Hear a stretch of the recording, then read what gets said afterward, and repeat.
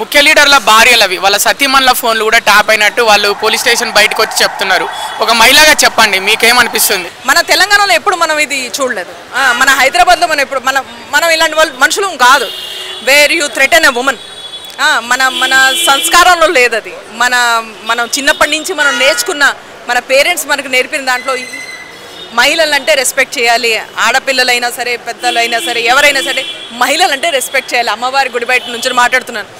So ఇలాంటివన్నీ వింటే చాలా బాధేస్తుంది. అంటే మహిళల్ని మీరు అవమానించడమే కాకుండా వాళ్ళ ఇంటర్నల్ లైఫ్లోకి వెళ్ళిపోయి వాళ్ళ ప్రైవసీని మీరు ఇలా వయలేట్ చేసి, ఎందుకు ఆ టైంలో ఉన్న నేతలు, బీఆర్ఎస్ ప్రభుత్వంలో ఉన్న నేతలకి పవర్ ఉందని అంతే. సో ఇది this is very dangerous thing. I feel as a women I feel very sad.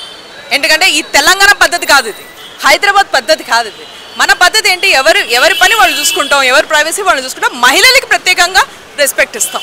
ఇంకే స్టేట్లో అందరూ మనం ప్రౌడ్గా చెప్తాం, వెళ్ళి ఇంకో బాంబే కానీ ఢిల్లీ కానీ వెళ్ళి చెప్తాం, హమ్ హైదరాబాద్సే హమ్ మహిళకు రెస్పెక్ట్ కర్తే అని మనం ప్రౌడ్గా చెప్పే చోట ఇలాంటివి అవడం చాలా బాధాకరం.